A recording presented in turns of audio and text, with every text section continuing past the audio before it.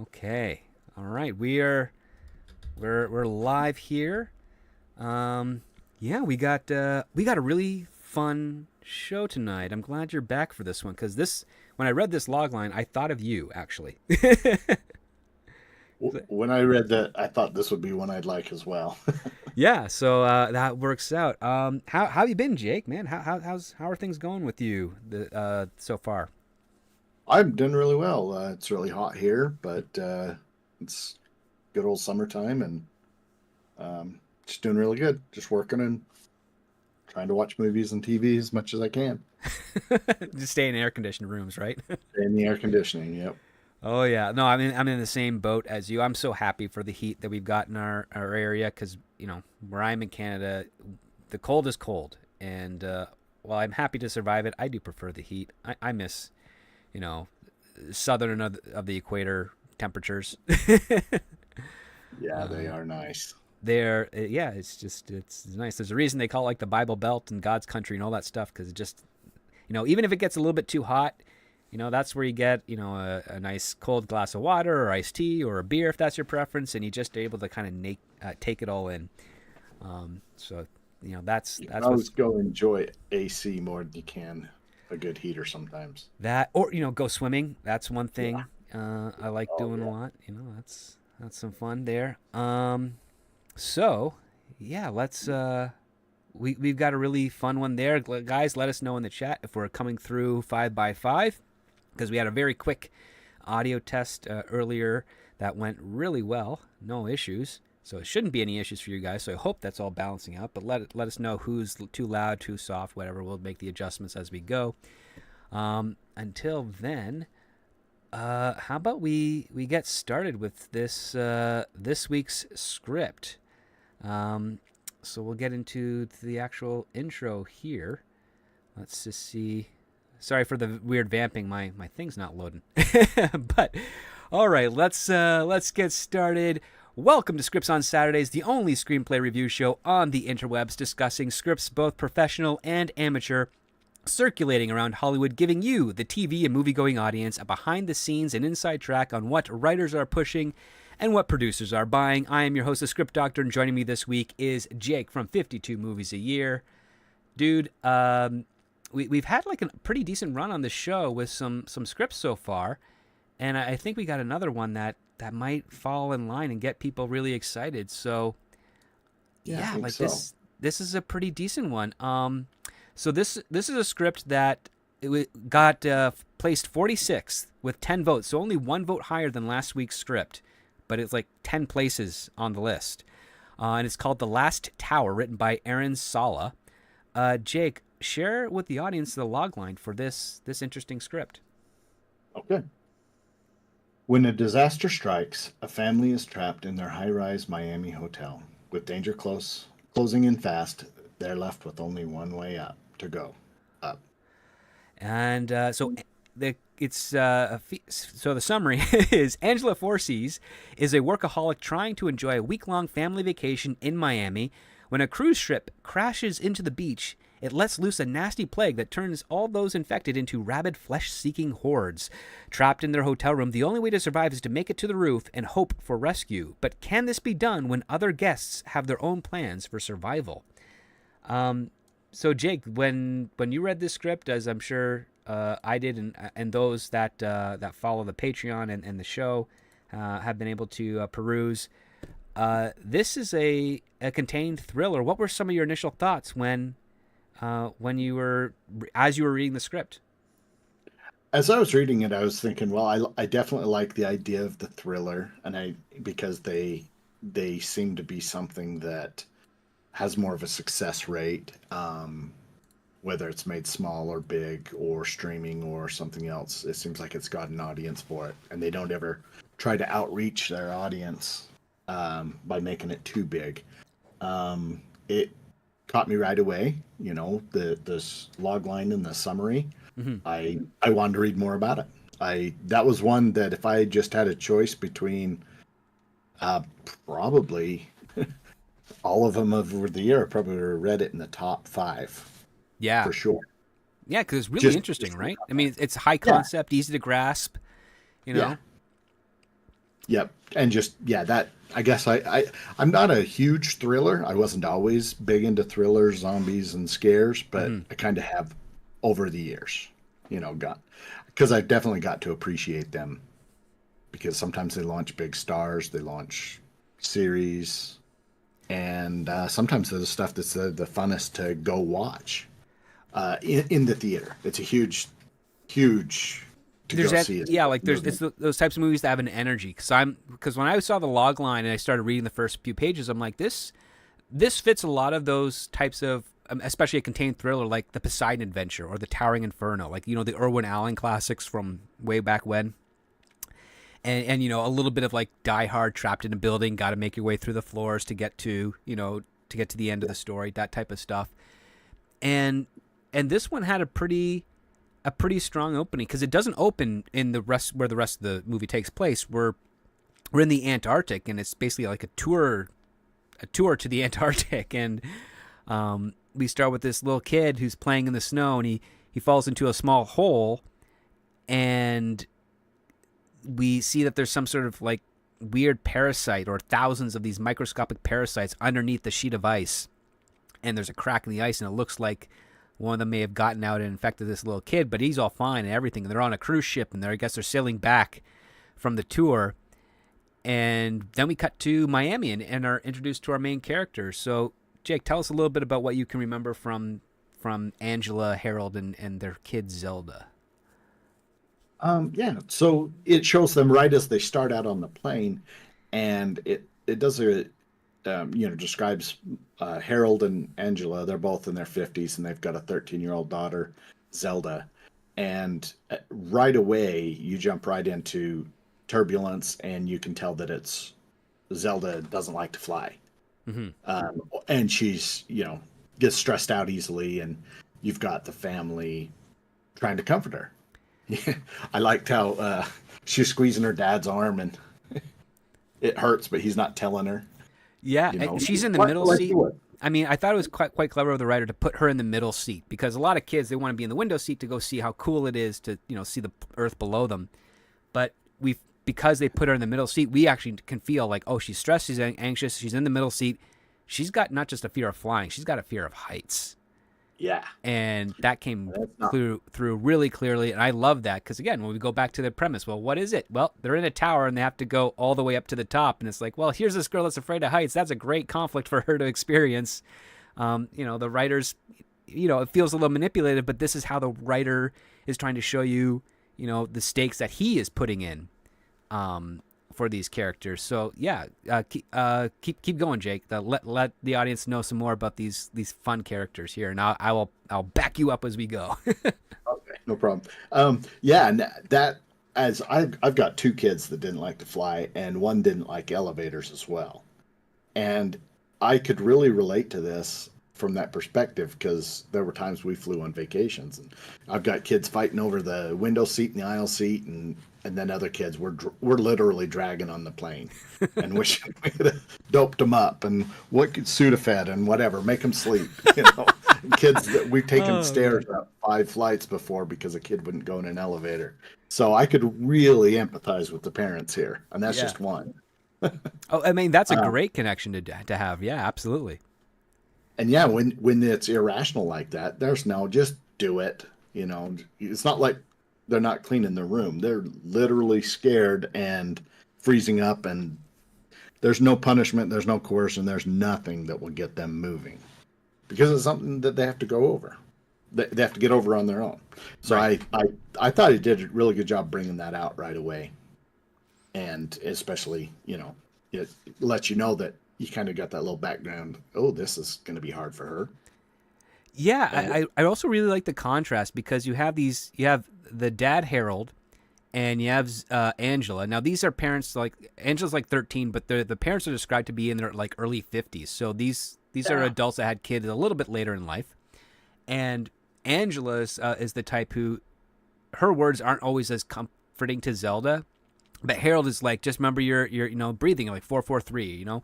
Just take a deep breath, hold it, exhale, and do that a couple of times, and that will calm you down. Close your eyes, all the stuff. He's saying all the comforting things, and you get an immediate connection here that this is a daddy's girl. Mom's a little, jealous that she doesn't have that deep of a connection, but she's happy that the dad is there to calm, her daughter.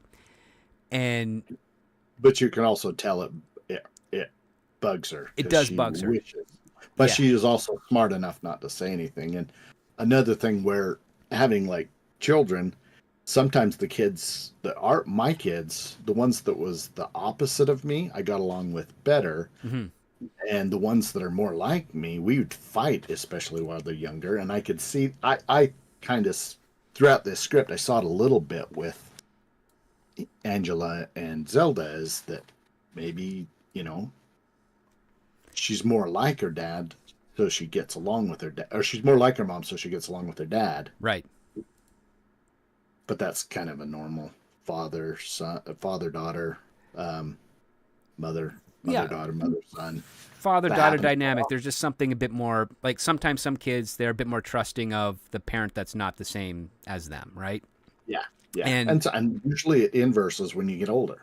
Like usually the it does, yeah. relationship, the strained relationship becomes better, and the strongest one there was. So Oh, anyway, absolutely. Well, it's kind of ironic in my situation. Me and my dad were like two peas in a pod, and we always got along, and we had the same interests in everything, and it was kind of freaky. And my mom would be very jealous of that growing up.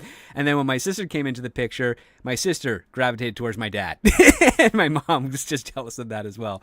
So, like, you have those weird dynamics where sometimes it just works out. But one of the things, the tropes here, and I think what it was smart for the writer to do this is that he really wanted to make, the dad the anchor for the kid more so than the mom.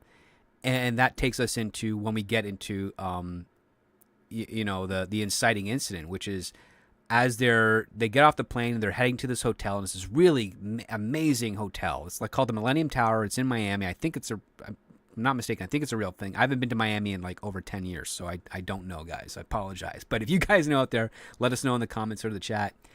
And we find out from the mom that the reason they're at this hotel, she's been here before for work, and she's able to get a great deal on a room.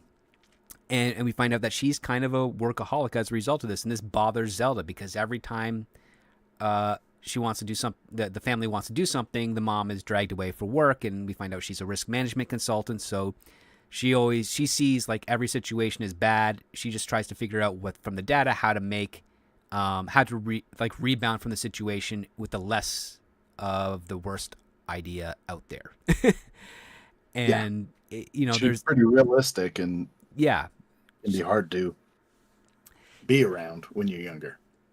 Yeah, Or especially because get when the close. kid has hope, that's the parent that says, "Well, no, I mean, don't have too much hope, kid. Like this is what's probably going to happen, and this is how we do It's it." the real world.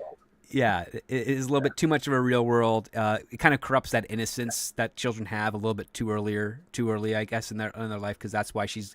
I mean, I think that's kind of the case in this situation, is that maybe Angela, like you as an audience member, when you read the script or if you watch this, if it became a movie, you would then start thinking the reason Angela probably has her fear of heights or something is because she probably overheard a mom talk about risks with regards to plane crashes and heights, and she didn't quite get the math, but it now is seeped really inside her, and it's given her an arrested development of fear.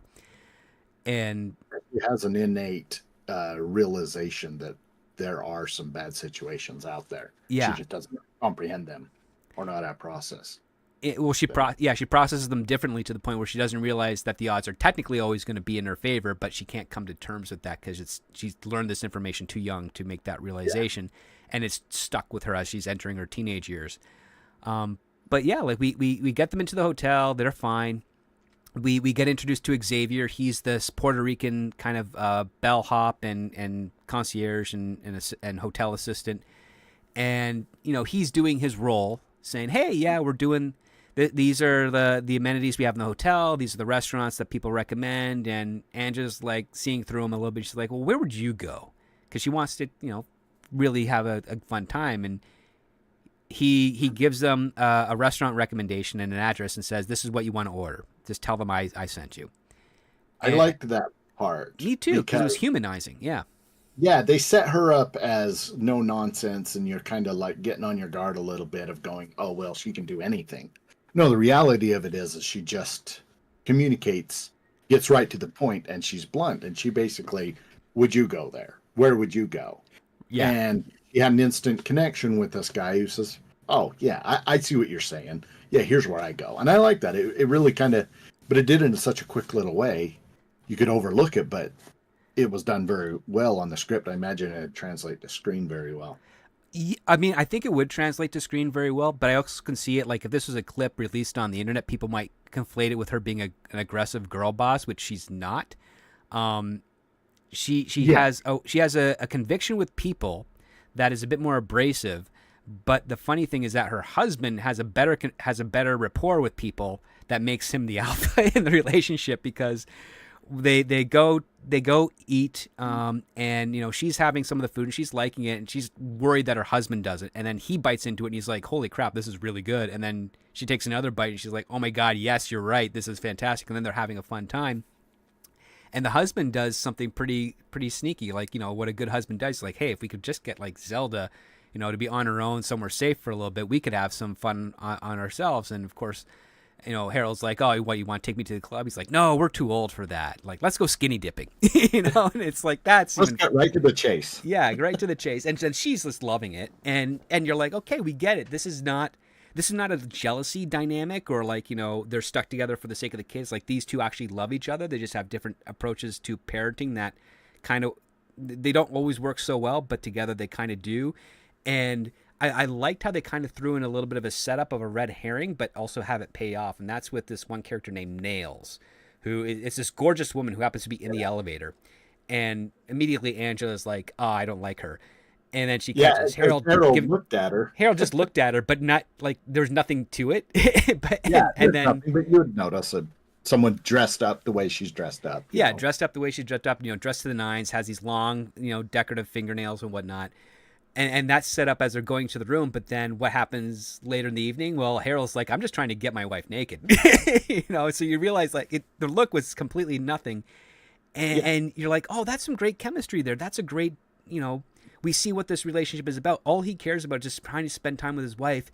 And it's reinforced by the fact that she works a lot and that Zelda is upset that she works a lot. So it's really just like, this is the vacation for them to just, kind of catch up to what's going on with their lives because of the priorities that Angela has put forward up until this point. And I was like, I kind of like this couple. I want to see what they do next. Yeah.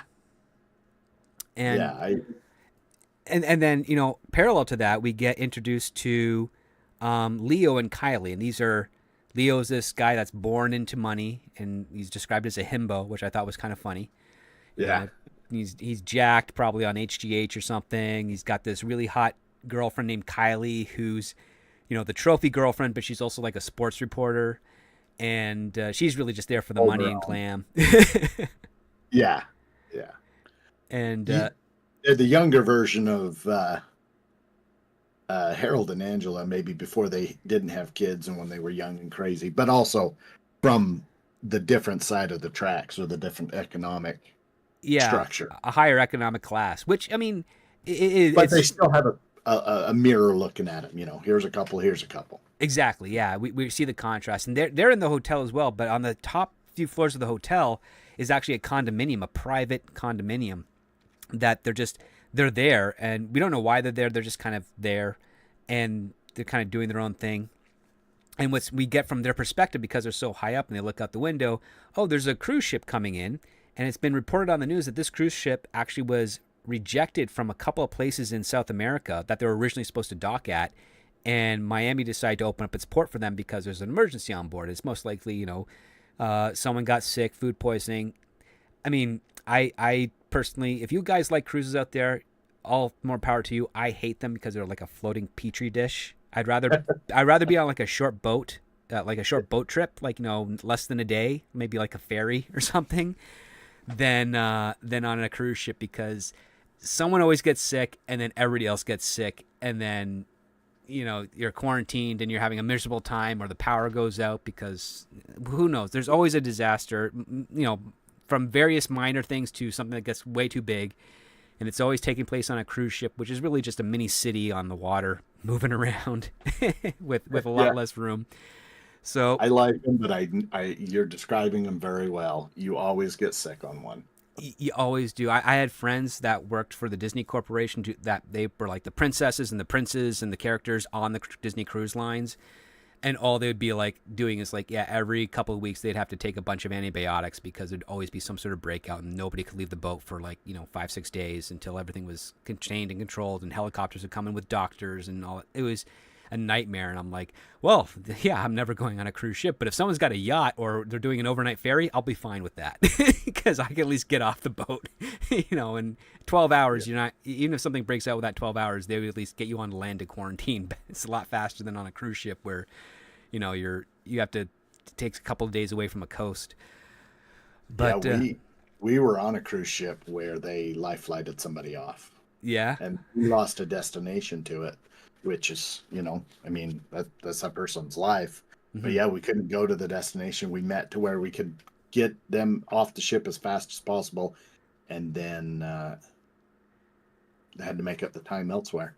yeah. I mean that's the thing. Like, never trust cruise ships. I mean, as beautiful as they are, they're great. I'm a big fan of, like, if you want to do the whale watching cruises. Those are afternoon stuff. Those are great. There's cruises in Alaska where you can go see the ice shelves crush and everything, That'd be fun. which are really awesome. Strongly recommend doing those things because, again, it's an afternoon or a day. It's not anything else out Just there. got stuck on there for days. Yeah, and regular sailing, that's fun too. But whew, cruise ships, ugh. Yeah. It chills me. But then we have this cruise ship, in the script that's coming in. Well, I liked how just in the off, I thought the writer did a really good job in the conversations while you're getting to know the different characters. This cruise ship, everybody just knows, oh, they had that cruise ship's coming to Miami. Yep. It'd be like one of those things that's heard around the world, and everybody's like, oh yeah, there's a cruise ship having trouble. I heard about that. Oh yeah. Everybody, it's like secondhand news, but it keeps popping up, but it's not like glaring. Felt very, very well done to be brought into the story. You can tell it's a big part of it, but not. Yeah. They They had to stop. they keep it as normal, like, chit chat, small talk Yeah. conversation. It pops up on the news, but it's not given huge priority.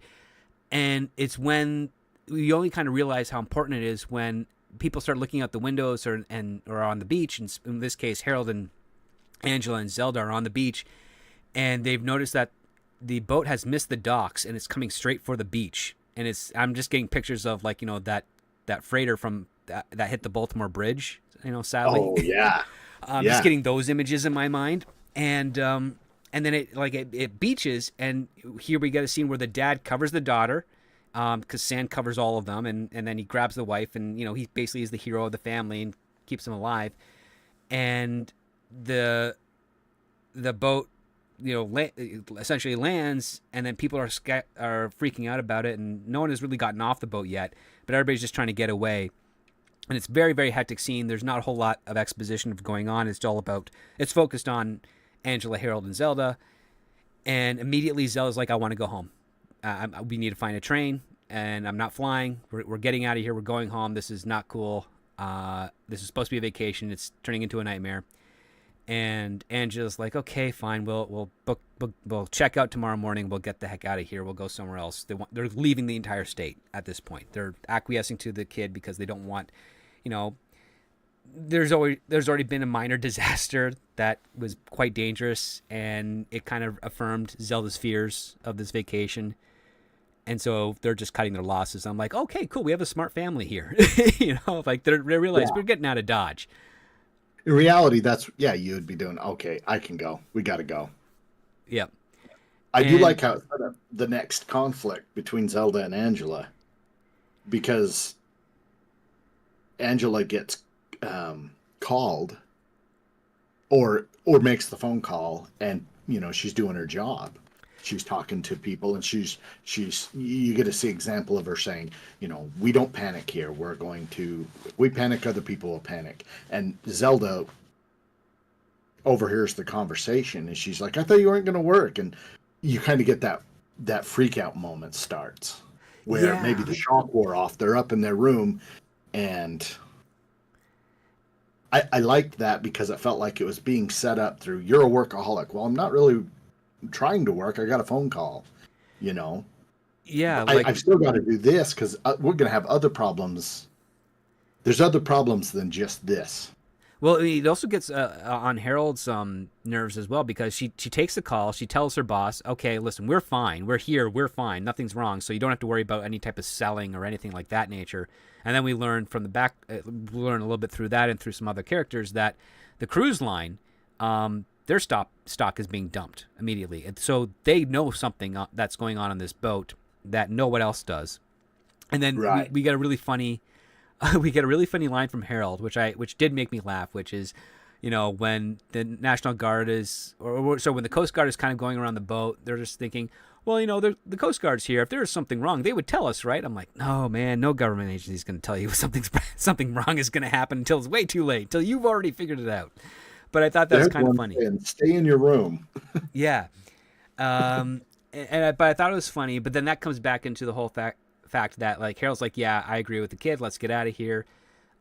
Angela is trying to make sure that the bank she works for doesn't make any reckless financial decisions because of this one incident. She said we have to wait for more data. She doesn't say that she's coming back to work. She actually just hangs up on them and she's like, we're just going to go home. And so, yeah, they pack up their stuff. They head to try and check out, but we find they're not the only ones wanting to leave right now. There's tons of people trying to check out at the same time. So the dad decides, hey, I'll go get the rental car. You guys do your checkouts, and then I'll meet you there.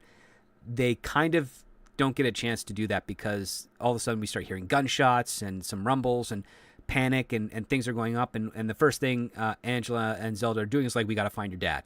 And so they manage to find him. They're separated by a big crowd, and the dad's out there. He's by a car or trying to get a car, and he's just like, we're not going to get a car. We're not going to be able to drive out there. Get back to the room. I will find a way to get to you. And so that's where we get separated from the dad, and Zelda's like panicking because she needs her dad, and Angela's panicking too because she wants Harold, but they realize they can't. She's doing her mitigating risk factor, which is like, if we can get the kid to the room where it's food and where it's safe for now, maybe this will calm down, then we can get out of Dodge. So they get into the elevator and they make their way up, and we have this I would call it a rather interesting scene because I haven't really seen many scenes in an elevator like this before. What say you, Jake? What was your part? With the old man and the cane and and Nails is in there. I liked how they called her the dressed up lady, Nails. Mm-hmm. Yeah, really gave her. And I actually liked how even just before they got into that, they were talking about some people stayed there, and they pointed out this big guy wearing a chain, and he's just asking for more drinks. He's vacationing. Everybody's leaving, but some people are like, no, I'm here on vacation. And I liked that because it kind of brought your attention to him, just like when you're back. So we're back to the elevator, and she's in the elevator with these people. It's crowded, and it stops. And then people are starting to panic, and she jumps into her, okay, let's calm down. What are we going to do? And he does the who made you, who put you in charge? I love that line. It's in every one of these movies. Yeah. The first person to say something productive, someone snaps at him and says, who put you in charge? Yeah. And then she snaps back with a great one. She's like, listen, I'm the only one bringing ideas out here. He's like, we're going to suffocate. She's like, no, we're not. The air circulates in here. The only way you're suffocating is if you don't stop speaking. Don't take breaths in between your words. I like that, and I could see that working out really well. Oh yeah, and she had a very smart plan, which is, if you're in an elevator and you stop, hit the stop button to lock it so that no one else can call it in any event. And I'm like, okay, so we got a smart woman here, knows her stuff. I knew about that, but I was talking to my girlfriend about it like early in the week after I read the script. She's like, oh, I didn't realize that. It's like, yeah, if you hit the stop thing or you flip the stop switch where you can't call the elevator, if the power goes out or at least something happens there, at least if the power comes back on, you don't accidentally cause the elevator to move, because if you do while you're getting out of the elevator is going to come down on you because you're forcing the doors open, you're screwing up the sensor. It causes a whole bunch of issues. And regardless of how many safety protocols there are in an elevator, and there are a lot, sometimes, you don't want to add that extra risk. So I'm like, okay, I'm liking this chick because she's this Angela girl. She's got her head on her shoulder. She's staying calm, and she just formulates a plan. And yeah, like the elevator like is in between the section of the parking lot and the rooms, and it's a few feet off the ground. So there's a big gap, and they managed to use the cane to wedge the doors open, and they get Zelda out, and she's terrified because it's a 6 foot drop, and it's really high for her. It feels like it's 1,000 feet, but manages to get her down, and then Angela comes down and she starts helping the others, and they start helping the others, and then you have what you get in a lot of these types of movies where someone bumps the stop button, and then as they pull in nails, she gets caught, and you think, oh my god, she's going to be decapitated. And they save her by the skin of her teeth, but not some of her nails, right? Yeah, she loses some fingers, and they were so descriptive with it, I could see it. Yeah. And you can tell these people are going to, you kind of got that, okay, they're going to show up later. They're so descriptive with it. They don't really have names, but you don't forget them. Yeah, you don't forget when someone loses 4 of their fingers in an elevator accident. Yeah, and so and then the elevator goes down after that. Yeah. Yeah, the elevator goes down, but everybody else on the elevator is fine. The Nails gets her medical attention because there's some people there in the parking lot, and then they head into the stairwell to get back up to their rooms, but they don't get there in time because they're cornered off by these crazy people that are just coming through them, and they're described like they're human, but they've got this yellowy green pus coming out of their eyes, like tears. And they're not moving right. They're not moving right, and they've got bite marks on their faces and limbs, and it's it's a zombie form. It's a zombie form of an antagonist here. And we get a lot of, and then this is where we start getting a lot of characters introduced to us in kind of like a rapid fire part. So we have Xavier. He's to give us our groups. Survival group. Yeah, because we have Xavier. He's down with the kitchen staff. Well, these what they call the rabid are trying to make their way in and just feast on everybody. And what I really liked about this is that the rabid wasn't limited to humans. If they bit into a fish or a crab or a lobster and it didn't die, it became infected and would actually go after people and other creatures too. I'm like, that's really cool, because now you've got now you got to call back to the face huggers of Alien, right? Yeah, you're not just worried about humans. You could be worried about dogs, cats, crabs. Yeah, birds, anything. Like it's indiscriminatory as a virus, and I'm like, that's pretty cool. So he's down there trying to survive. He manages to lock himself in the freezer. He had that moment where his friend was running at the freezer and wasn't going to make it. Yeah, well, his friend was bitten and kind of cut up pretty badly, and he ends up just closing the freezer door on him, and he's you crying. Could tell it bugged him, but he was like, "I've got to, but you're bitten, and if I wait, he'll get attacked too." We're both dead. Yeah, and he just you could tell it tears him up.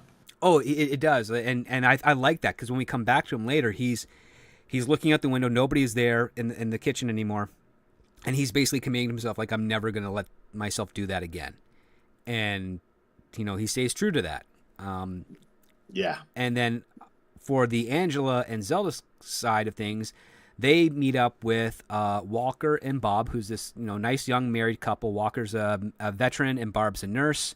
We then see Mike, Kimmy, and Ellie. They're a new family. Ellie is a 6-year-old girl. She's got sparkly shoes. She's really, kind of like Pip, so to speak. Yeah.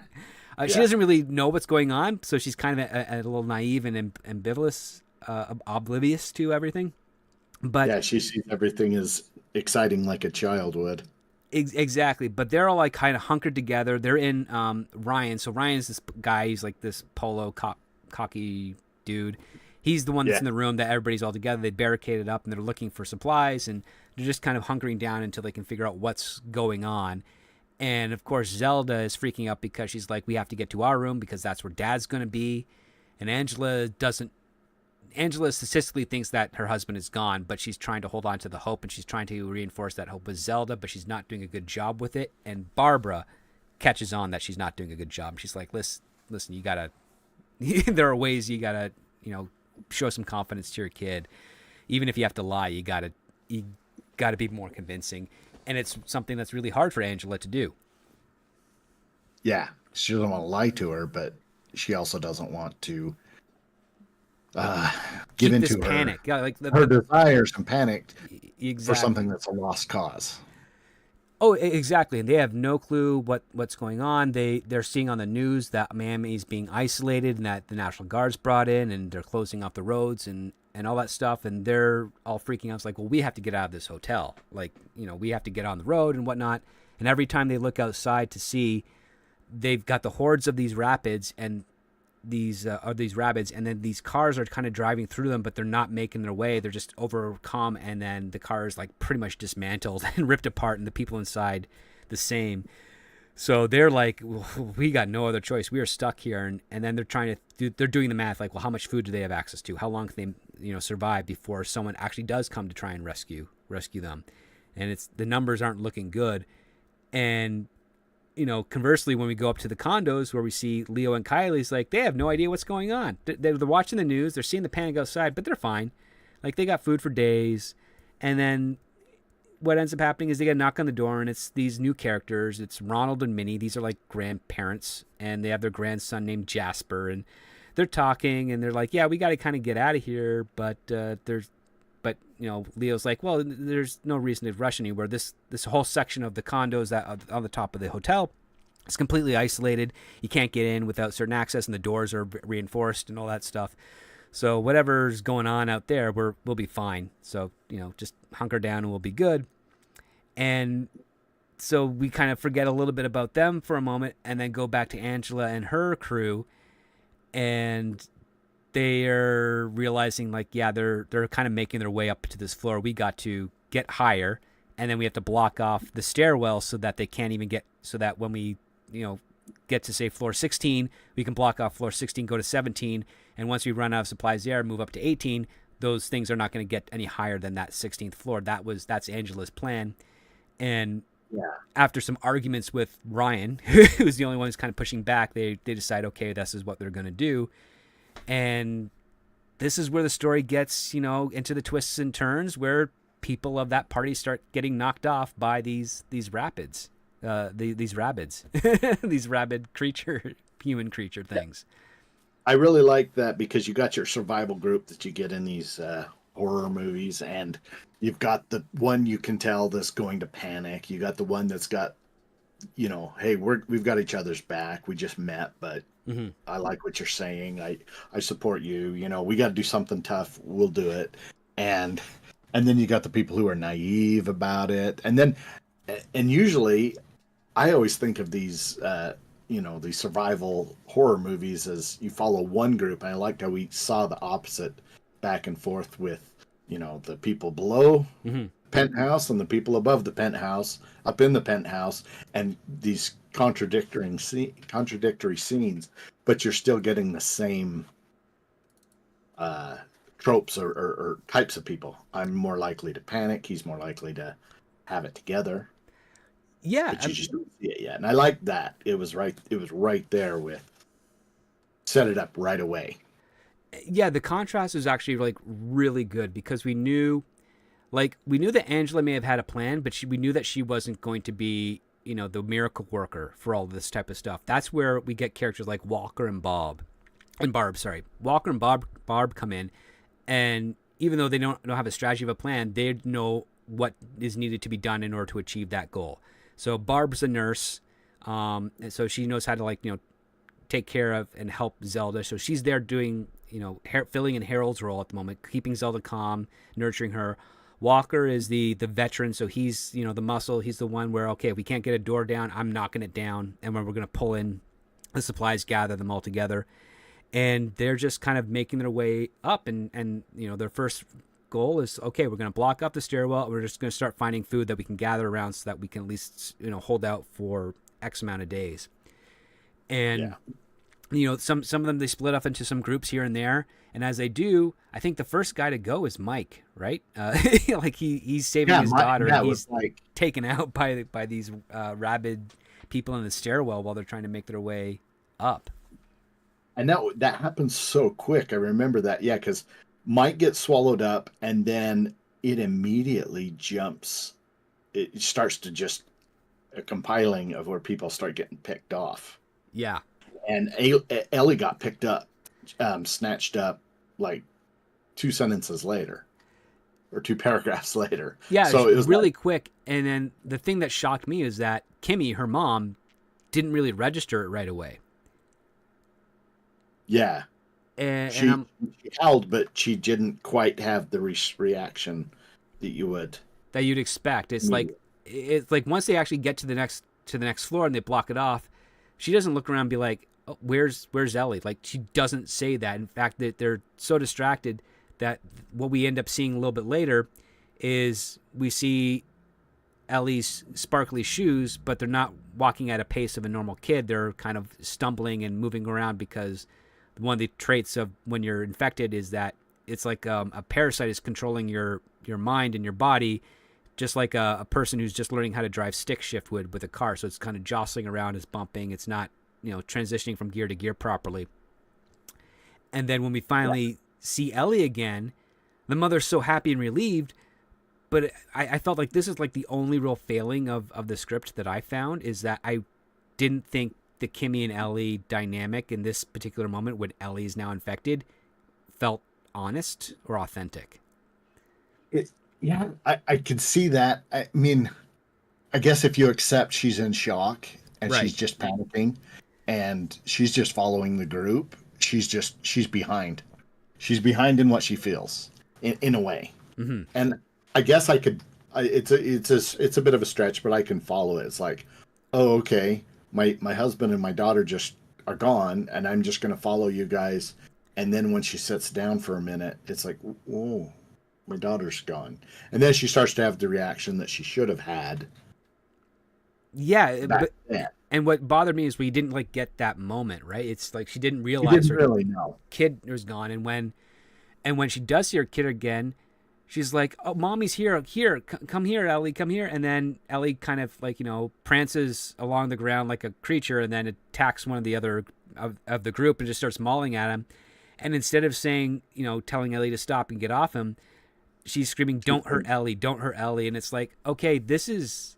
I get what the writer's trying to do here, but he's missing that connective tissue from point A to point B to point C.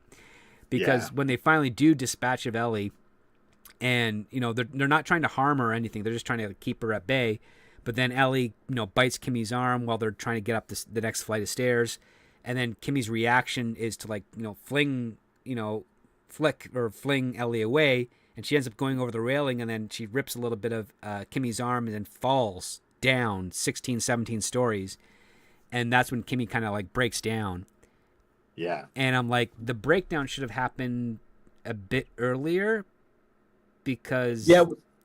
It was hard to see on paper. You'd yeah, almost expect the actress to sell it.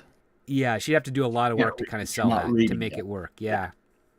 Yeah, um I almost picture somebody, who I could picture for that role was because what was that horrible Stephen King? I love that show, but the Diesels, oh, the okay, yeah, Maximum Overdrive, the yep. waitress that keeps we made you. I could picture her because that's the way Hmm. Kimmy seemed to act. She was always behind what everybody else was going through. She was. They felt panic and was over panic, and she's now feeling panic, and she was always saying the dumb stuff. But Yeah. yeah, in this one, I think when you're responsible, well, having child doesn't make you responsible, but having them makes you grow into responsibility. So I Hmm. think I would have expected her to react differently. Maybe if she was like, you know, the nanny. Maybe, yeah, Let's like see if the she had a nanny little bit act. more of a distance from the kid, maybe you could Yeah, yeah, that here, reaction would fit in place. But for her to be the mom, you'd think, no, there'd be yeah, something a bit more escalated at this point. And right. yeah, because I think the moment that Ellie gets swallowed up. Like Kimmy should have been like, where's my kid? We're not moving until we find my kid. And then, she has to be slapped across the face, be like, your daughter's gone. you Yeah, know, and I would have expected her to just go after her and her husband right right away. away. Now, when she has the panic and only sees her daughter how she wants to see her, Hmm. oh, she's not infected, even though she is, and she's biting her and biting Barry, and she, I could see it a little bit. I mean, I wanted to see it a little bit Hmm. of I wanted to see this happen, but then in a way, it's like, yeah, that's just what another. She had almost all the worst responses to it. Yeah, it just didn't jive with the rest of how her character worked with Mike and Right. beforehand. It just was like, okay, I, yeah, if they were like, fashion parents, where they have the kid but they treat the kid more like an accessory than their child, maybe I would have bought into it, but that wasn't established with these two characters. Um No, and so yeah, it felt off it for me. was it was almost like they needed it to set up the next scene because Hmm. they needed someone.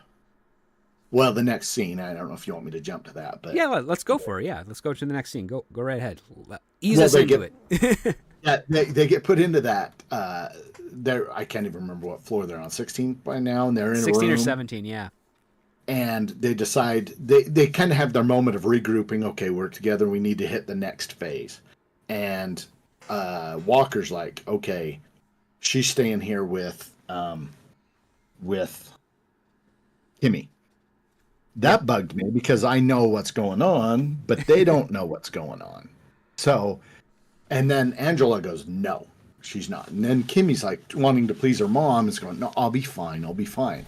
And but we of the audience obviously know that it's no, she's been bitten because her daughter had bit her while she was trying to save her. Yep. But no one's looking for bites at this point. They haven't experienced that change, and you see that setting up. So I think that's what he was doing. The writer was doing was making someone that is the first person you're going to watch turn, Yeah, but it had to be. yeah. And so that Definitively maybe what setting up the didn't feel turn. natural about it, but it had to happen. Yeah, he was definitively setting up like this is how the turn works. Like we get the clue with the daughter. The nurse even like patches up the bite marks on Kimmy's arm, so Barb does that while they go to look for other supplies, and Zelda's there to watch over Kimmy, and then Zelda's the one that witnesses Kimmy's turn, and Yeah, she traps herself in the bathroom while Kimmy is trying to get at her, and then that's when Angela and Walker and Barb and Ryan return. oh, and they had seen Barry. Well, Barry got eaten by Ellie. Yeah, and then they saw Barry had turned, and to be Right? honest Yes, with you're you, right. I was kind of surprised that they didn't think of it that they left Zelda with Kimmy because she's injured. They know she's injured. They're going out to find antibiotics and stuff to clean the wound, but by this point I felt like they should have known because they saw Kimmy go and then come back. Or sorry, not Kimmy, Ellie. Yeah, they They saw saw Ellie Ellie get go. taken. They came So they back. should have already known there's going to be a conversion, and then she's the one who Well, hurts I Kimmy. think it was Ryan and Walker when they had to unfortunately like kill Barry because he'd already turned. I think as soon as they killed him, they started running back to the room because they Because of knew that. that it was Angela and Barb that didn't know. They just heard the screams, and that's what Oh, yeah, they they were ran in back. two different groups too. Yeah. So when they True. Yeah. converged, that's when they kind of put all the things together. They then had to, you know, they took out Kimmy with a pen to the is it a pen to the eye or something? No, it was Tweezers in the ear. yeah, it was No, something. not It was Mary. something in the That was ear, Mary. and they hit her head against the dressers, and that just took her out. Yeah. They stabbed the tweezer in the ear, but it wasn't enough to kill Right. until she kicked the head, jam in the ears. And I like that because that actually, well, the gory part wasn't what I cared for, but I liked it because you could tell this wasn't I'm I'm the character, I'm tough enough to do this. That's what it would take to actually, drive the tweezers in the ear. It wasn't just that she got strong all of the sudden, uncharacteristically. She was Right. kicking her to try and keep her away from her and drove her head into the. So it really kind of had the power level of the person didn't become as strong as they needed to be to get out of the situation. Yeah, well, they even did the same thing with Ryan because he stabs Barry in the top of the head, but it doesn't do anything. With with the knife, yeah. Yeah, it doesn't go in deep enough, and He's, it's not until I think Walker, who's the military guy, he basically has to stab Barry into the throat, and then like turning a key in the ignition has to separate the vertebrae of his neck in order to take him out. And I'm just thinking, like, the Foley people for sound effects are really gonna love just doing the sound effects for that in the movie if it gets made, because that's a gruesome visual, and you're not seeing all of it. You got to hear it so that your imagination can put two and two together. And I'm like, that's going to be a memorable like moment if this were to be made into a movie theater. Like, people are going to be like, dude, you could hear the guy's spine separate. Like, the people would be calling back to like Predator when the Predator pulls out the spine of the native guy and then screams to the sky. So yeah, that and that's what being in the movie theater makes that difference between being at home. exactly, yeah, it just kind of really gets you. Watching it in a theater when it gets quiet, Mm-hmm. and you hear that, and then you hear the response of other people, like, oh, it heightens the experience. It really does, and I think that's kind of one of the things that made me appreciate this. Just the descriptive process of the script, because there's a lot of dialogue, but there's also a lot of descriptions, and the descriptions are excuse me. Oh, sorry, I choked on my own saliva there. The descriptions are actually like they're detailed, but they're also kind of sparse. Like, you can read through them really quickly and not miss what's going on. And that's kind of really helped benefit this script, because there's a lot of action going on in it. And when we get back to Kimmy, and they take her out, and we're down to just Walker, Bob, Ryan, Zelda, and Angela, and they just like, we're okay. We've lost 4 people now. No, 3 people. Yeah, 4 people. Sorry, 4 people now. Very, very quickly, we got to figure something out. Yeah, and this is where they actually made it to the room. Yep. And that, you know what? Sorry, not to jump back a little bit, but no, jump at ahead. one point when they were leaving, it says Angela goes, she slips the room key into her pocket. I really liked that, because there wasn't this magic key came back. They were checking out, but instead of giving, it made a point to just say she slips the room key into her pocket as she's leaving. Yep. Just so that, she still has it. Just so that sense of reality of, oh, well, because they were going to leave, and they said, so Zelda was like, no, I want to go find Dad. And her mom's like, no, we're going to go. We're going to leave, we'll make the army come back and get Dad. Because that was, get out of the situation. Right. And then when that failed, they started moving up. And it sets up this next conflict where she was, where's Dad? And that really got me. Oh yeah, because that's on her mind the entire time. And when they get back to their initial room, it's basically like, we don't have any food up here. And then Angela remembers, oh yeah, Harold said he left some food back in the hotel room. And Angela's like, oh sorry, Zelda's like, yeah, we have to go there because that's where Dad's supposed to be. That's where he said he'd meet us. So we've got this new mini objective here, which is, okay, let's go up to the 22nd floor. I think this is when the room is on. So they got to go drive 3 or 4 flights up, and they at least get the food, so that, because they're hungry, and they've exerted a lot of physical force trying to fend off these rabid people. So like, that's their next thing. And then when they get up there and they get to the room, it's Dad's not there, Harold's not there, and that's where Zelda starts freaking out even more, and Barbara's trying to help Angela calm her down. And all of a sudden, like, the power goes out and the phone lines are dead, and they're realizing, like, holy crap, not only are we stuck here, we're stuck here without power, which means we're not going to have water in a couple of days, which means that if there is any food here, if it's perishable, it's going to go bad really quickly. So they're all going through like the worst case scenarios. But then suddenly the landline phone rings, and Angela picks it up, and it's Xavier, and he's like, "Oh, thank God, you're the only person that's answered." And she's like, "Well, how are you calling us?" Like, "Well, the external lines are dead, but the internal lines are still running off of the normal system. Like, again, landlines are not power dependent, so Yeah. and that's why they never should have gotten rid of them." No. But yeah, they're able to communicate, and he's like, "I'm on this floor here. We have tons of food and everything. I'm all alone, but you guys have to get up here." And they're like, "Okay, we're going to do that." And they peek out the peephole of the door, and they realize that the hallway is flooded with these rabid people. There's nothing they can do, and they haven't realized that they're in the room yet. And so they are trapped there. There's no way out. And that's where Angela's like, "Well, there's one way, and it's a big risk, and I don't know if Zelda can do it." And I mean, it's a crazy plan. Yes. Oh, and actually, before we get to that plan, I liked how they kept.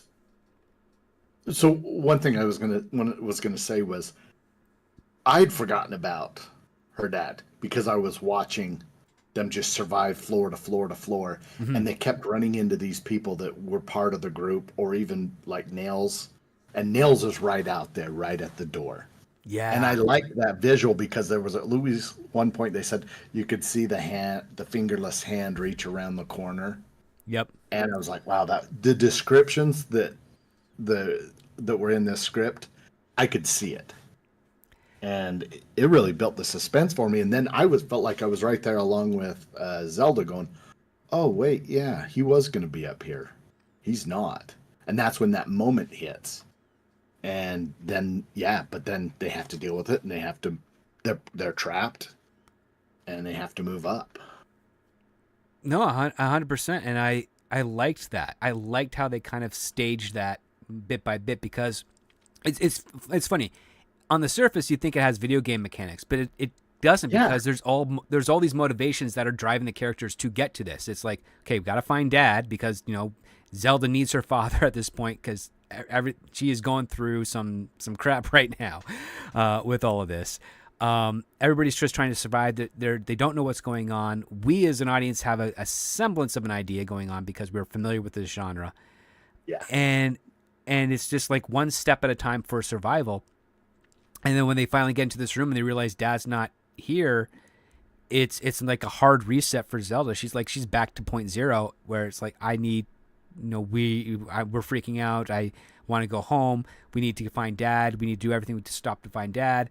Well, you can't, because the people that may have gotten your dad are outside in the hallway, and the last thing we need right now is to panic, or else we are going to die. And what ends up happening is, like, the only way to survive is to do something that's going to put Zelda in the most terrifying situation she will ever be in her life. And that's basically having to scale the outside of the building up 2 stories to get to safety. Yeah. And it's a really well done set piece, because, like, guys listening, we have not even gotten into spoiler territory yet of this film, of this screenplay. It's just a lot of really fun, interesting set pieces that keep these characters together. But once we get to the point, we'll let you know, because we're not going to cross into spoilers. In fact, I think at this point it's fair to say, Jake, that you and I would recommend reading the script, because it's got something pretty strong to it. Yeah, it's a good read. I mean, you get the sense of the whole story, and so many visuals, and you don't, like you said earlier, you don't get bogged down waiting for more dialogue with too much description. You get the dialogue, you get the description, and it moves on. I mean, to me, it's the most precise and tight one I've read, which is not that many, but yeah, I mean, we're easy to read. It's a good read. Like, this is the 28th episode. This page, this script is only 106 pages in length, so it's a little over the traditional 90, but it's not verbose. It's not too dense. It's got a good pace and a flow to it. Characters are quickly defined, and you latch onto them, and you understand what they're doing and what's going on. Your main lead is not this perfectly physically fit, badass girl boss. She's in her 50s. She's just trying to keep her kid alive to the best of her ability. Even the one action piece that she has later on in the series, it's perfectly believable, because she's not doing it alone. There's 2 other people much stronger than her, helping her with it. But yeah, we get into the set piece where Xavier hits every single room on his floor, grabbing all the bed sheets, and then fashions a rope. And we learn from Xavier that he is a boat enthusiast, and he's learned how to tie very strong boat knots and line knots for boating. And that's one of the things that he's doing with this. And they're running their experiments to make sure that they can do it. And they're so high up that, I mean, I appreciate the writer. He thought about things. He's like, you can't just lower a bedsheet rope down to a window, especially when you're over 15, 16 stories up, because the wind is going to be flapping that thing around. So he anchors it with just random pieces of luggage that he finds so that they can at least line up to the window. And the room that he's in, that he tells them to go to, is not 100% parallel to the room they're in. It's somewhere else on the floor, but he knows the hotel well enough. He's like, oh, if you're in this room, then I know exactly what room is above you, so that's where we're going to start this plan. I'm like, that's really smart. Like, they've given us logical connections to formulate this. It's not just convenience or contrivance. It's like, nope, he's safe on this floor here. They're in peril. They can't get out. This is the only way. He's got more maneuverability and mobility up there, so he's conforming his plan to fit into their needs, as opposed to just having the contrivance that, oh, he just happens to be the exact same room above them for that. Like, right. No, he moved. and it's good. Yeah, and it didn't take like, oh, that was an afterthought, now I've got to solve it. It felt like it was, reading it felt like it was just a flowing story. It really did, and I like the fact that not only did he knot all the bed sheets together to form the rope, but he also tied it around the bed as well, and not like a bed post, but the bed. Like he went under the bed over the mattress and tied it in there, because he needed that extra anchor. And I also like the strategy of it, because we get this really great scene where, okay, it's time to send the first person up, and obviously they're. The initial thought is, okay, ladies first, like, we'll do the kid. She can't, but then Ryan, being the jerk of the group, is like, no, I'm going first. And he pulls out his knife that he used to kill Barry. And he's like, I'm the first one going on. And so he's tying it around his waist, and Walker's like trying to tell him, like, you're not doing it right. Let me hook you up properly so that you don't, fall or what have you. And he's waving the knife frantically at him. He's like, leave me alone. We're getting me up there. I'm going first. I want to go up first. And of course he doesn't tie himself off properly, and he plummets. I mean, that's what happens. And even Barb makes a little joke, because when Xavier calls back down, it's like, what happened? He's like, well, he didn't want to die climbing. He didn't want to die in the hotel. In the hotel, yeah, he didn't want to die in the hotel. I really liked that moment. I think it was at that moment where I was like, wow, this is good. This is a good script, because you had, I think I'd asked you about this years ago. I said, what's that called when some character does all these horrific things and you kind of can't wait till they die? And you had said something that was like called a hate sink or something like that, where throughout the movie you've seen this guy just be a jerk. Yeah. And subconsciously, it's a movie and you just can't wait for him to get what's coming to him. And it's set up without being set up. I don't want to die in the hotel room. I don't want to do this. He's the guy who doesn't want to do anything, but then when it's the first to get to safety, he wants to do it even though it's dangerous, and he's not listening to anybody. And the Walker's line of, oh, did he have to take the knife? Yeah. Well, he didn't want to die in the hotel. At least he didn't die in the hotel like he didn't want to do. And they felt like real characters. They felt like I was really impressed with it. I was right there, right on board. It does, but it also fits into the mold of this type of script. You're always going to have that one selfish character that's going to face the consequences a lot earlier than everyone else. And I like that, because that's kind of like the theme of this, is that the more selfish you are, the more pain you'll bring upon yourself. Like you're so selfish that even the pain is going to only be affecting you and not the others around you. And then the next part that I thought was kind of brilliant is that after Brian plummets, the next person to go up is Walker. And the reason that they choose Walker is because he's strong enough to make sure that he can help Xavier pull up the women. because he's probably like the heaviest and biggest guy there. So even with 2 women and a 13-year-old child on top of Xavier, that's still a lot of force to lift up an army vet, especially over and over. over He's and strong over. enough to pull himself up, Hmm. but also strong enough to pull up multiple people after. And so Yeah. he gets the idea to use the sheets that they have available to them to create like a rugged harness to sort of make sure that they don't share the same fate as Ryan. Yeah. And so, yeah, he goes up first. I mean, he slips and loses his footing a little bit, but it's this really tense scene where he manages to get up onto the next floor. And then he just starts helping pull up the women. So, Barb gets pulled up first, and then Angela's like begging Zelda to get in to do her thing, and she just can't do it. And how does Angela solve this problem, Jake?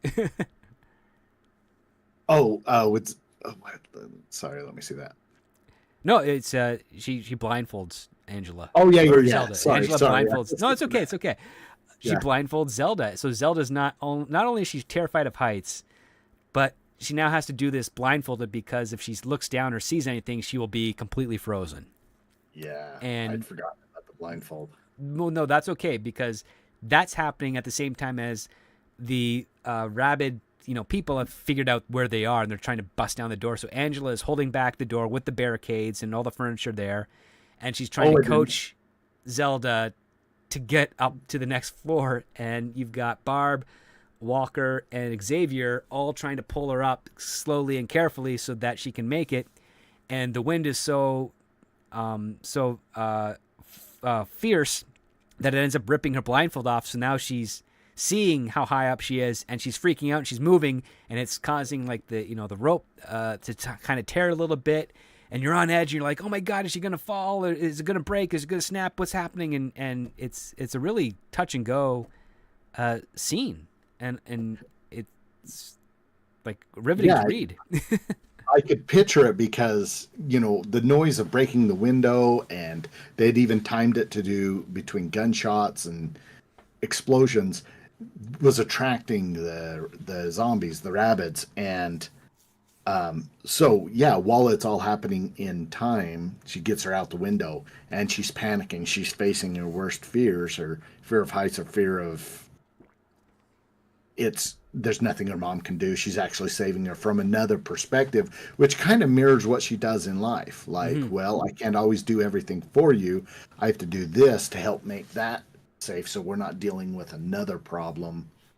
I could race to you and help you, but then the room would be overrun, and maybe they'd even pull the rope down, pull you down. And it really kind of really accentuated her character and what she did and why she did everything she does in the script. Yeah, but it also kind of reminds you that her own motivation is she's doing this because she loves her family. Like, she's willing to make those sacrifices because it's the least worst of all the options out of what's available to her. And even though it doesn't feel like it's ideal, there's you get the sense that it's not done out of convenience, it's done out of necessity. Yes. And it's a really it's probably one of my favorite scenes, but it's not like the best scene in the script either. No. Like, those come much later, it's not.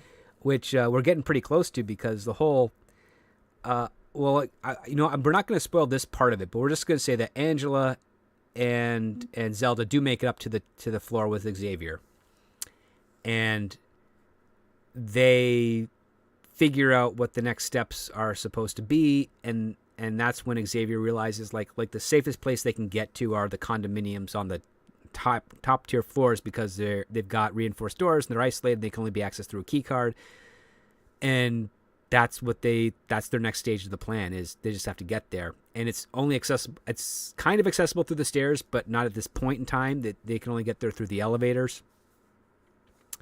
So from the rest of the hotel. So yeah, I mean, and this is that plan. So they're basically trying to, get up to where Leo and Kylie and Ronald and Minnie and Jasper are, and they're not having a huge party, but they're just kind of there waiting it out, so to speak, and not sure what's going on, and they're far more calm because they lack the knowledge of what's actually happening, but they're going to get exposed to this. I'll put it to you that way, and we're gonna see how that comes to a head. But this was for me, this was a fun read, and I get the sense for you as well. Any other stuff you want to bring up quickly before we do our final votes and assessments and whatnot? Yeah, the Walker Barb, right after they get up. That's prior to the point you don't want to go past, right? Yeah. So, Barb has been a good inspiration, and Walker. Well, they've all helped each other, Mm-hmm. and I cannot remember the circumstances in which Barb gets bitten. What? Because there's so many situations. But it was this after they were up into that room, and they were trying to plan out their next stage to get away, because they're kind of just going and she gets bit, and she turns to Walker, and by this point everyone knows what's happening. Everyone knows that getting bit is you're going to turn and you're going to become one of them. And she turns to Walker and she says, "Don't let me. I don't want to." Mm-hmm. And he immediately grabs her and snaps her neck. Yeah, And instinctively and quickly, and you're like, "Whoa!"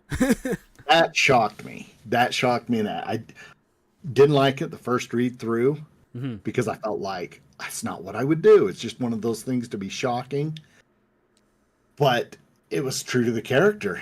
She knew better than anyone, What was going to the real happen? realities of Mm-hmm. death, and having been in the wards where you had to lie to patients and tell you're going to be fine, you're going to be fine. She knew, and her husband knew, and immediately after doing it, it's not like he walked it off and was back to killing zombies and Saving the day or anything. No, he was. he basically checked out, but he was still there, muscle memory, going through things, and it was hard. That was hard.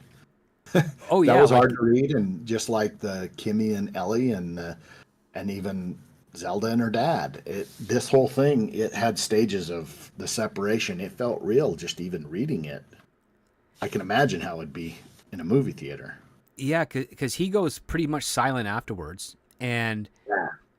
he knows what he did was what Barb wanted him to do, and he's bothered by it a lot.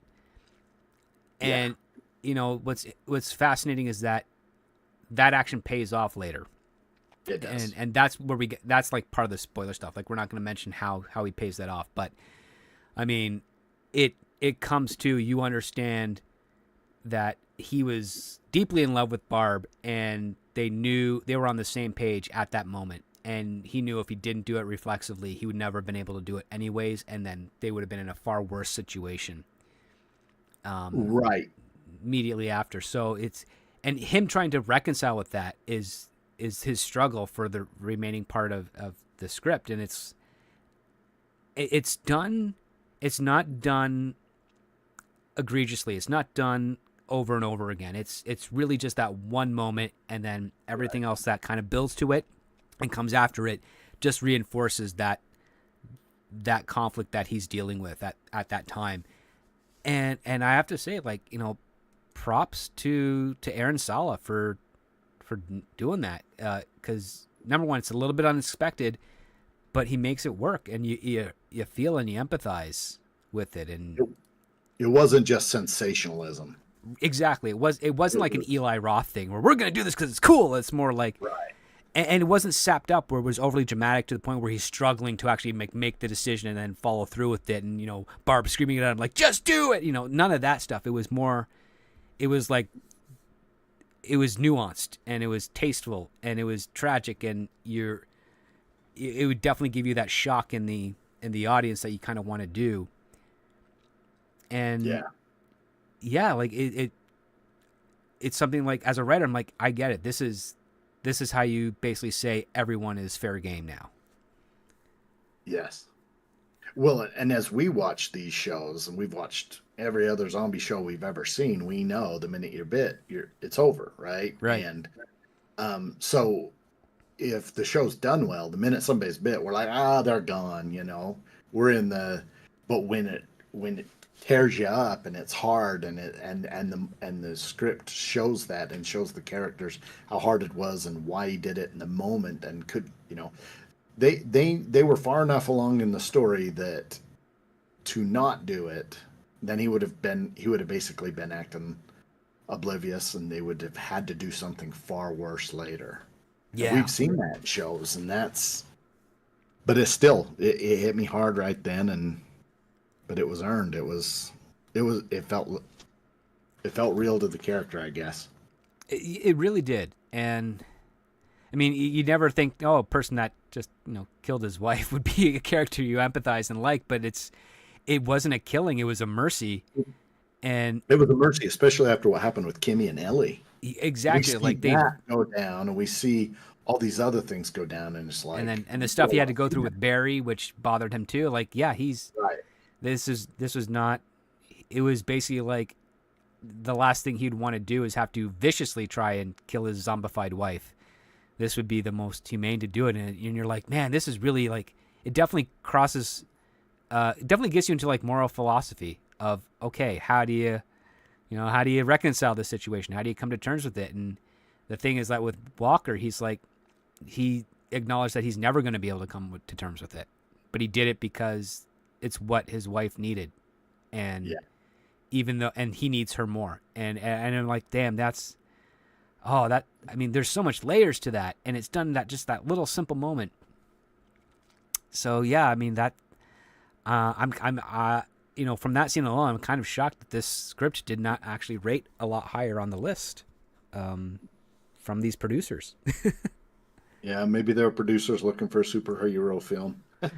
No, Well, I don't know what they were looking for, but this one, I've said it a couple of times. I want to see him get made. This one, if I had to pick one out of the year, it would be this one. yeah, you know what? Probably the other one would have been John Madden, just because. Because I yeah, like Madden, that would have been fun for a That lot one's of in its reasons. own realm. This one, out of script to script, I want to see this one get made. It is easier when you read it and then you talk about it like we are. It's a lot easier to just get enthused and excited about it. It is because here's the other part too. It's a movie that it fits a genre that's reliable, especially a zombies type genre, horror, contained thriller. It'd be cheap to make. You have a lot of juicy roles for all the characters. You have some great set pieces, some great thrills. It has a really great ending, which we're not going to spoil, but I am, again, encourage you as always, seek out this script through a Google search. And if you're having trouble, just reach out to me either through my Patreon or through Twitter X or email. And I will hook you up so long as you don't spread it or try to make the script go viral, because we don't want it spoilers. This is a good script that I'm supportive of getting, Aaron Sala having this thing made. Yeah. Oh yeah. This should be made. And I hope it does get made. It's so smooth as a story, and the descriptions, and there's actually more to talk about. We could talk about this for longer, because if you talked about every character, which there was a lot of characters, but there's always the disposable characters in these type of horror movies, but you had just people that were known as the Cabana Man and Nails, and they come up and they actually add to it the crabs and the animals that are bit and infected. We haven't even we've talked about them, but we're not even doing them justice, because it really sends more of a sense of doom. But every time you turned around, and the one thing is, and I would have been upset if Harold had ever showed up. Yeah. That would have been too much. That would have given me nope, I don't want to see this. Because personally, I would have said, oh, that's exploitive. It could have been, He yeah. was gone at the beginning, and actually, maybe he's not gone. Yeah, but that's one of the things I thought was brilliant about this, is that Harold has his own story now. Yeah, he does. We don't know. Yeah, we don't know. And I think that works for it, because that's where the franchise potential comes in for something like this, right? Because, I mean, this is, it's like A Quiet Place. You know, you've got, oh, Oh, here's yeah. the inciting incident event. This is the chaos that's going around. This is this one group of people that's trying to survive. Oh, one of them has been split off, and we come to the ending of their story, or at least or we think it's the ending of their story. But now it's like, oh, this hits well. We can do a movie about Harold, and we can do a movie about anyone else in that region or area, or we can do a movie about people on the boat as it's cruising towards Miami from across South America. Like there's all these possibilities to go through, and that's something that a smart producer, especially in the horror genre, will be looking at, because it's all, if this movie hits well, we can do 2-3 more sequels, low budget, get them out every other year or so, and then call it a day, essentially. And that's something that I see the potential with this type of script, even though it's hitting a lot of the contained thriller zombie type tropes. But it's the characters, it's the fact that the source is different than normal, but it's that same but different. The thing that people would be happy and familiar with, kind of reminds me of, like A Quiet Place. You also have like The Purge, with that one night of the year where everybody just kind of goes nuts without any crime. Those things work, and because there's an audience for them, and it's not like a tiny audience; it's a sizable one, but it's a easily sustainable one. And I think this kind of fits right into that niche. And so those are my thoughts on it. For There's always a time of year, yeah, because you could always go with fall and October, but you could also go. There's other times where you see the horror movies jump in. oh yeah, like January, February is a good set of months for it, because that's where there's a lot of, that's like the dumping grounds of it. But if you throw in one good movie there, that takes up all the oxygen in the room, and you get to live off the rewards of that. Yes. I actually liked how the characters were in their 50s, not 20s and 30s, because that actually opens up actors that are good, experienced, but maybe not getting, and then it's kind of resurgence to their careers. Or maybe it's like, I haven't ever done anything like this, so I'd like to do that, but yet you're getting the benefit of a known actor and someone that is just top of their game, but they're not getting the, oh, I have to be 30 years old scripts anymore. Yeah, exactly. Like, I could see Angela being played by someone like Kerry Russell. She's of the right age. Oh, and, yeah. And she's She got the would do a chops good for it. job. Yeah. Yeah, with her in Mission Impossible showed that, believable. Yeah, she's got that believable, and she's likable, But Yeah, she's also, she's got enough of the versatility for this type of role where you can buy into her, which would be nice, because when I last saw her, I was in Cocaine Bear, and I'm like, she is too good for this movie. yeah. Actually, now that you said that, I wish I'd have said that or known that before I read it. That's who I'd be picturing the whole time. Well, this just came up to me right now. I mean, like, I wasn't Yeah. even thinking of it until recently. But yeah, like again, there's a broad age spectrum here. There's a couple of characters in the 30s, some in their 20s, and some in their 50s, and then you got Ronald and Minnie. They're in their 60s and 70s. So yeah, you have a ripe cast for some really fun actors of different looks, different ages, different experiences to bring to this story. So, And a new actress playing Nails. new actress playing Nails would be good. You find a really good all enough child actor to play Zelda. Yeah. At the start of her career. And then, I mean, you've got, it's quite juicy with a lot of the roles. I would say, I put it that way. So with Jake, I mean, as we wrap up, man, I think it's kind of obvious, but let's make it official. Is this a green light or a pass for you? Yeah, it's a green light, and I wouldn't even change anything about it. I'm in the same boat. This is a solid green light film. This, I mean, what say you guys out there? But for me and for Jake, I think, this is a script that I think is ready to go. It should be made, and I hope it does get made. And if it does, I'll definitely seek it out in the theaters and if we do see it, we'll definitely come back. You and me, Jake, we'll talk script to screen. Were there any changes? How well did it resonate? Did it work? Was it two B movies? Is it not a movie enough, or what have you? Like we'll cover it all, and then that will also be able to talk spoilers because people will be able to see it. I look forward to the first show that is made off of a script that's discussed, because then you'll get that experience of, wow, I didn't see it like that, or well, Yep. it's too bad they didn't do that. But I could, I don't know why this one wouldn't get made. It could be, it's got the appeal. It really does. The fact that this came in 46 with only 10 votes is, I'm like, this should at least have like 20. In my opinion, it should have been a lot higher up there. We've covered other scripts with more votes and higher placing that were just nowhere near as good as this one. So yeah, I think I think Did this you have, gives us some more insight into some of these producers, where you've got a very high concept script that's done well, it's told well, characters shine well, and yeah, they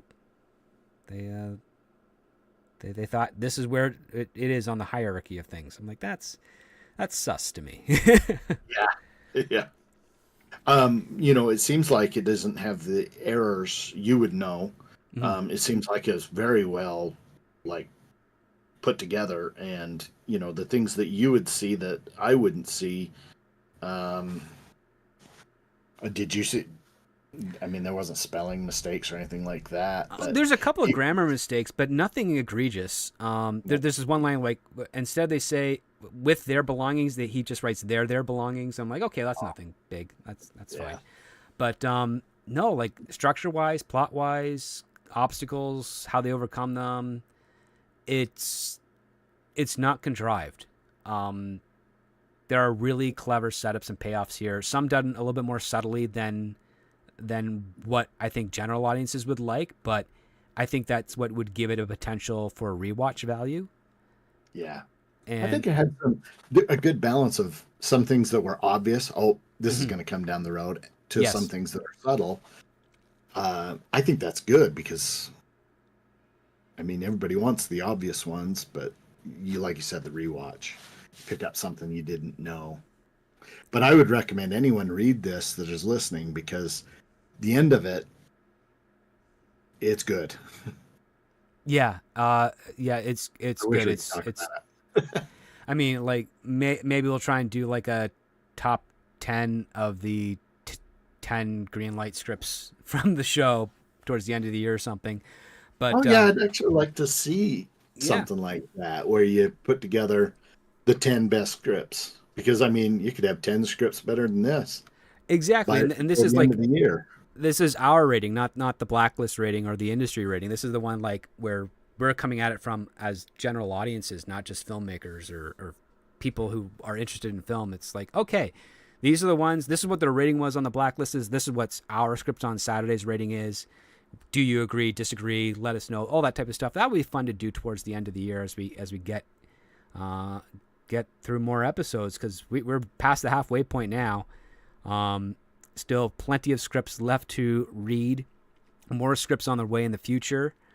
Um, yeah, so that'd be fun. So, Jake, before we call it a show for our wonderful audience that's been sticking with us this entire time, any last final thoughts you'd like to share? Yeah, just briefly saying again, I would read it, because I have a tendency to read these scripts and then start to insert my own ideas on what I would do different. Mm-hmm. That's a fault that I'm applying to the scripts. But this one I got lost in. I'm going to be honest with you. There was about three things that I didn't really care for on first read, that I thought really bugged me. But then through talking about it, I realized, wow, okay, I took that wrong. But it wasn't anything that they wrote. I took it wrong. And then when I realized what it was really going on, it made it even better. It turned my little bit of dislike to that much more I really liked. And I felt like there was a lot more thought. This isn't just a slap together all the tropes, hire a couple big name actors, and you got yourself a hit. This is well thought out. Yeah. It's got a lot of things that link together. And One of the things I hadn't really said was you've never seen the animals get infected, and that brings that sense of doom. Like, oh well, when humans you can avoid humans, but when everything can kill you, Yeah. but that, yeah, Oh, I'm just thinking like the idea is if this were to go off into a franchise and like some birds get infected, it's like now they're coming from above. yeah, It's not just it's just this creepy crawlers like crabs and lobsters and squirrels and dogs and cats. It's, oh no, what if a bald eagle gets infected and starts swooping out from the sky and picks you off? Uh, yeah, that'd be more sense of nuts. doom. Oh, exactly. It's like nothing is safe, right? And Yeah, yeah, I think that's great. So I want to thank Jake for swinging by this weekend. It's always a pleasure getting your thoughts on these scripts and talking with you about them. I want to thank everyone out there in the chat for sticking with us tonight. I want you all to have a wonderful weekend. And remember, guys, if you want to support the show, be sure to like share the stream out, or you can also consider joining the Patreon, where we announce what scripts we'll be reading on the Monday before the Saturday show. And if you reach out to me, I can hook you up with those scripts as well, because they are available publicly, but it's not always easy to find them. And we want to make sure that we're doing something right by the writers of these scripts by giving them a solid read, judging it on its merits, and getting some extra discussion about that script. So hopefully it helps those writers, not just with their own writing, but also, like for this week's script, maybe getting the right producer in touch with that writer to get this thing made so that we can have a fun theatrical experience for what I think is a pretty fun and clever story that definitely deserved more of a higher placement on the blacklist than what it got. So with that, I want to thank you all, and never forget, guys, when it comes to great story, it all starts with the script.